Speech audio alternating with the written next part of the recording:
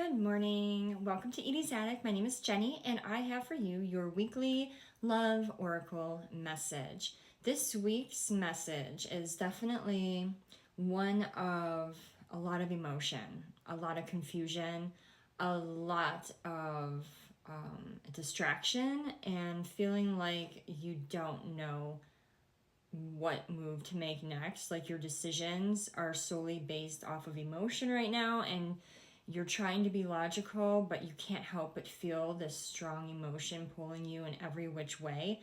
It's a lot of chaos. So let's just jump into it because I do have quite a bit of information here that I did pre-shuffle. And let's work it out. So let's start with the very first card I pulled as far as the energy of the entire read. And it's from my Twin Flames Oracle deck. And it's card number 3-3. Awareness. See that? Awareness. It says crystal clear vision. And the guidebook says developing conscious awareness starts with your ability to tune inward and integrate the state of your mind, body, heart, and soul, which provides introspective consciousness in regards to your universe and how it aligns with your physical reality. This requires that you are present, which enables you to see everything from a higher perspective. This card indicates that you need to take inventory of your internal and external surroundings. Pay particular attention to your thoughts, feelings, actions, and how you view the world. Use your expanded awareness to help you rise above logical limitations and tap into your own creative abilities. That will bring your desires into form. Viewing your life from a heightened state generates power in your present moment so that your soul can evolve further and faster. Crystal clear vision eliminates confusion that has blocked your ability to move forward with confidence in the direction of your soul path. If you stay consistent, your accumulated efforts will create exponential growth that will lead you toward infinite possibilities. I'm feeling led to say also with that is that with crystal vision comes clarity, and with clarity comes truth. And sometimes the truth can be very painful, and that you're being asked to stop ignoring the red flags, to stop ignoring the truth that is right there in front of you. And you need to start accepting the truth as it is and to remove yourself from fantasy. Remove yourself from believing something that simply isn't. Now, it's kind of a little bit overlapping with, I guess you could say, manifestation.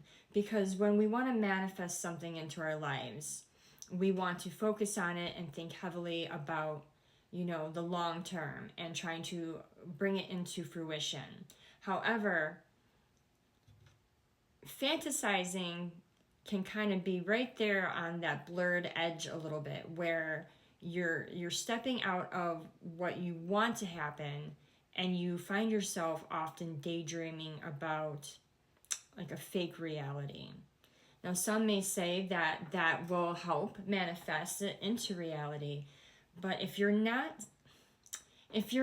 actually in a physical place to make that become reality, and it's not in your energy whatsoever, and it's not coming into your energy whatsoever, you have to be real with yourself, and you have to accept that this may never happen the way that you see it to happen.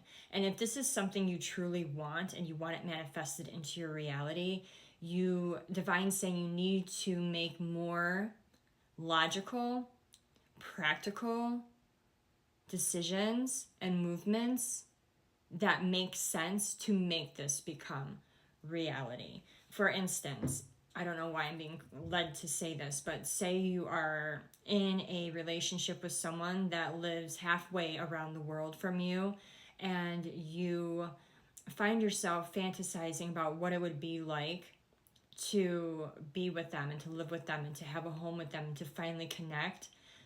But that's all you're doing is fantasizing about that possibility versus making the practical, logical steps in order to make that an actual reality. You're just stuck in your mind about it versus getting into the physical, into the actual three-dimensional reality that you are living in, and maybe looking for a job in a new location or trying to figure out how can we make this work in a realistic point of view.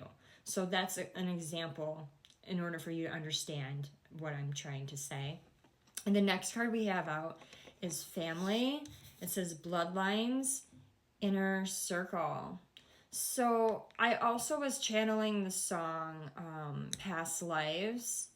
I feel like it's by a group called, I want to say Bajorn.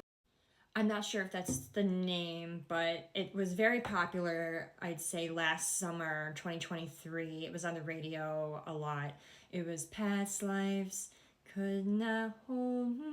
I don't even know the words by heart, but I do know that melody can be addicting. And for some reason, when I began channeling this reading, I could not stop hearing that song playing in my mind. So I do feel like there is a relationship here. There is a connection that is actually a divine connection, a soul tie, a soul bond. Some may call it twin flame. The other part of you, your counterpart.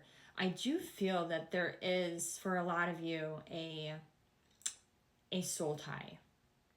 And that's why this connection is so intense, because up until the point that you were aware of this other individual, this soul bond relationship, life was normal for you. Everything made sense. You went about your day to day and you didn't ever have to think about anything outside of what you're doing. Like you went to work, you went to school, you hung out with friends, you did the normal things and you felt fine. But then boom, once you ran into this other individual that you have this soul connection with, it's never left you. Like going about your day to day has been a struggle because for some reason, no matter what, every single day, you find yourself slipping into thought in regards to this other person, and it's almost kind of like a curse in a way where you just want to stop thinking about them, but you don't understand why you can't. It's because you're connected, and now that you guys are aware of one another, it's something that you just can't kick. That feeling that, how do I know you? I feel like we've known each other for lifetimes, but I barely know who you are at all.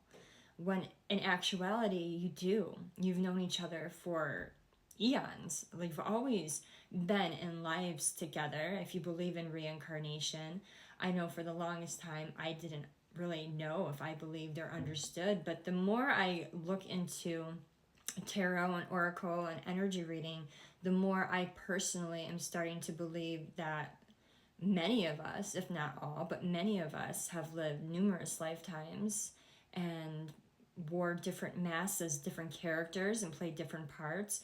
But it's almost like if you're in a touring like theater troupe and you do different shows together, and every time you guys put on a new performance, each one of you takes on a different character and you're always working together in unity as a group, as a theater group, but you always play different parts. Someone might be connected to this person as a love interest, and this person may play the child, and this person may play the mom or the father.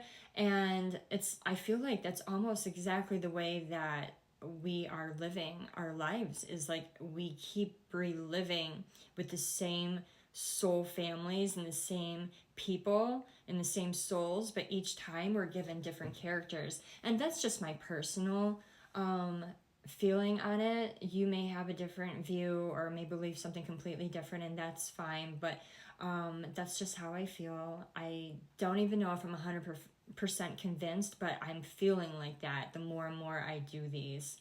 So I feel that whoever this person is to you, they are connected, and that is why you can't let them go as much as you want to. You wish you could, because life would be so much more simple and uncomplicated.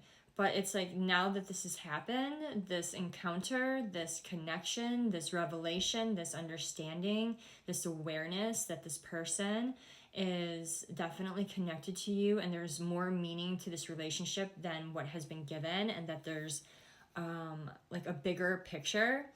You can't get rid of the thought now, and it's starting to really bother you.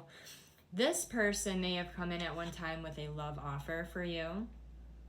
I'm feeling heavily in the masculine energy in regards to this. I want to offer you the world, and I promise you will have the best version of me. So they may have been already in your energy at some point and had pulled back, because I did get the player card.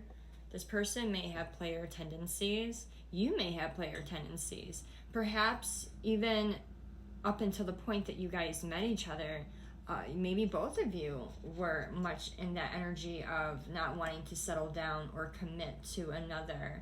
Or perhaps after the fact that you met each other, you've been dating and seeing other people, but because this individual's in the back of your mind and you can't let them go, that nothing seems to be working out with other people, because for some reason you just keep being pulled back to that other energy.